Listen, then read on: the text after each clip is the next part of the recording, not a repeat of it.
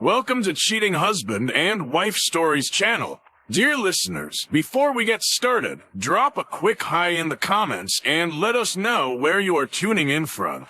Also, if you have any suggestions for us to make the channel better, please let us know. Now, let us start with the story. What's up, everyone? I'm Marcus, and I'm about to share the most insane betrayal story that'll make your jaw drop. At 34 years old, I thought I had life figured out until 1:47 a.m. on a Thursday night when my phone buzzed with a message that destroyed everything I believed about trust and love. Ever been stabbed in the back by the person you'd take a bullet for? Well, grab some popcorn because this ride gets wild. My wife, Jessica, 31, was supposedly attending a marketing conference in Vegas. Instead, I received a selfie of her and some dude named Ryan from her office, grinning like idiots outside a gaudy 24-hour wedding chapel, holding up marriage licenses like they'd just won the jackpot. The message said, "Just married Ryan. We've been together for 8 months. You were so clueless, Marcus. Thanks for paying my bills. Have fun being alone forever." I sat there staring at my screen, probably looking like someone had just told me gravity stopped working. 20 seconds later, I typed back, "Congratulations." Short and sweet.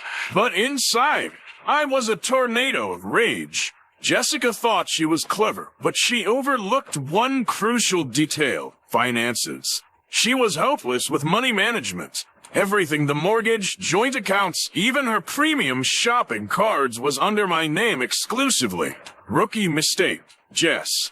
By 3:30 a.m., I'd frozen her cards, reset all passwords, and locked her out of every account faster than you could say epic fail. I contacted around-the-clock locksmith service, $180 well invested, and by 4:45 a.m., fresh locks were installed, security codes changed, and Jessica was officially banned from the premises. I documented everything with screenshots because evidence is king. Then I collapsed into bed, exhausted from running an emotional gauntlet. I woke up around 8:30 a.m., making pancakes and binge-watching MasterChef, because nothing says healing like watching contestants stress over soufflés. Suddenly, my front door started shaking like it was possessed. I figured it was maybe the mail carrier or possibly a very determined squirrel, but now, peephole investigation revealed Jessica, face tomato red with fury, wrestling with the door handle like it had personally insulted her family. "Let me in, Marcus. What's wrong with my keys?" I grabbed my coffee, filled a pitcher with ice-cold lemonade, my weapon of choice for dramatic moments, and opened the door slightly. "Oh hey, Jess. Keys don't work because this isn't your home anymore. Vegas adventure ring any bells?" She exploded. "You have no right? I live here too." I cocked my head. "Do you really, though?" Before she could unleash her fury, I splashed the lemonade in her direction, just enough to make her sputter like I'd thrown Arctic water. "Cool off and find somewhere else to be," I said, closing the door with satisfaction. Back to MasterChef, where someone was massacring a chocolate tart. 15 minutes later, police sirens. Jessica had called the authorities, claiming I'd assaulted her with a dangerous projectile. 2 officers arrived, looking like they'd rather be directing traffic. "Sir, your spouse alleges you locked her out and threw an object at her." I raised an eyebrow. "Former spouse, actually. And it was lemonade, like the fancy kind from restaurants." I showed them my brand new doorbell camera footage technology is beautiful, displaying Jessica hammering the door while I calmly tossed lemonade. The younger officer suppressed a chuckle. "Ma'am, this is refreshment, not battery."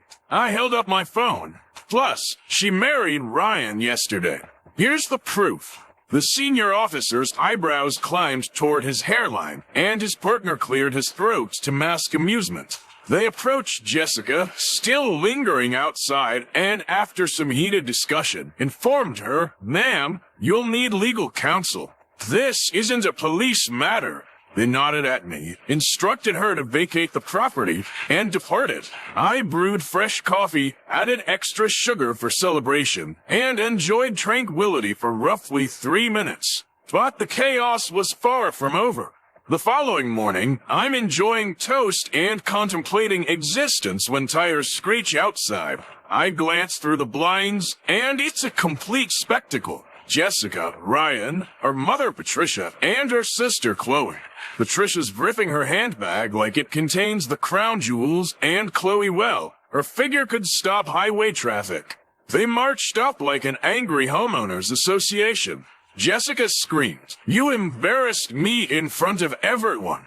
I stuck my head out the window. "Actually, you embarrassed yourself when you married Ryan in a chapel that probably smells like stale beer."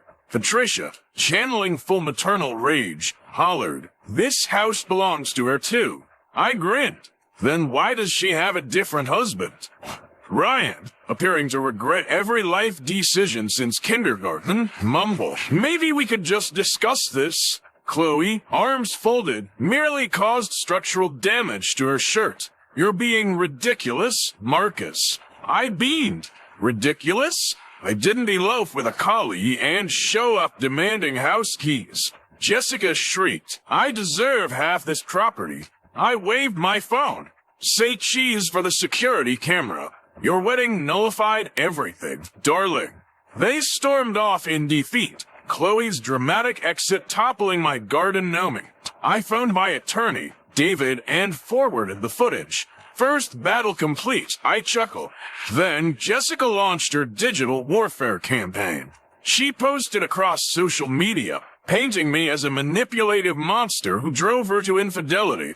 Patricia and Chloe shared her posts like they were spreading gospel truth. Some acquaintances believed the narrative, but I had a secret weapon. My friend Tyler, a computer genius. He uncovered text exchanges between Jessica and Ryan spanning 14 months. One masterpiece read, "Marcus is so oblivious. I've been draining money from our joint account for months, almost ready for our perfect escape. Honey, plot twist. That joint account was exclusively mine, used for household expenses. I retrieved bank statements showing she'd stolen thousands, likely funding her Vegas escapade. I shared the screenshots publicly, and her story crumbled like a stale cookie. The comments section, absolutely savage. Girl, you destroyed yourself." The divorce proceedings were Academy Award material. Jessica arrived wearing a cream-colored dress, like she was attending a wedding instead of ending one. Chloe accompanied her, her presence requiring hazard signs. The judge appeared experienced, but still perplexed by the situation. Jessica's attorney attempted arguing she was manipulated into marrying Ryan, citing psychological trauma. My lawyer, David, rose calmly and presented a mountain of evidence.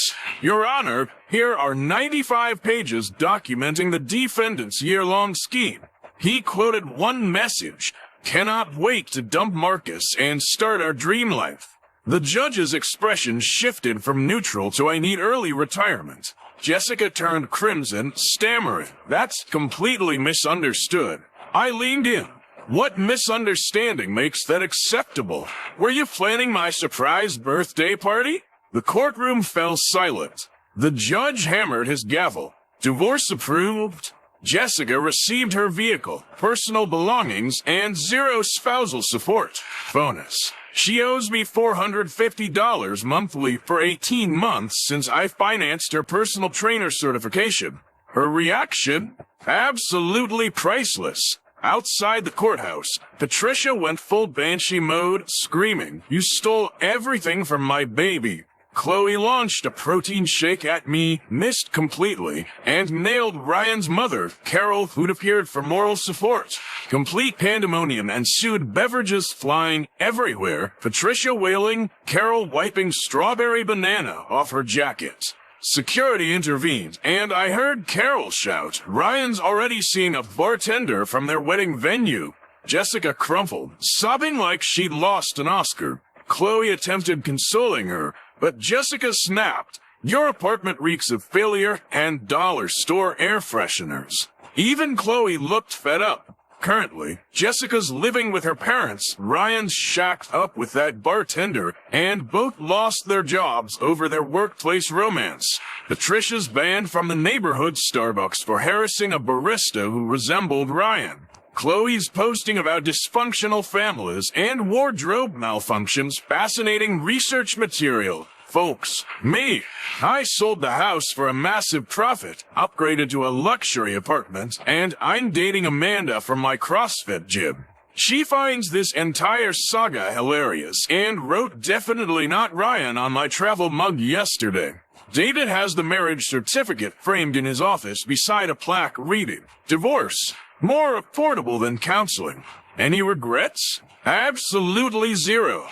Jessica played a dangerous game and earned a first-class ticket to Consequence City. If she's lurking here, and she definitely is, hello, Jessica, your mother called you a money-grabbing disaster at her book club meeting.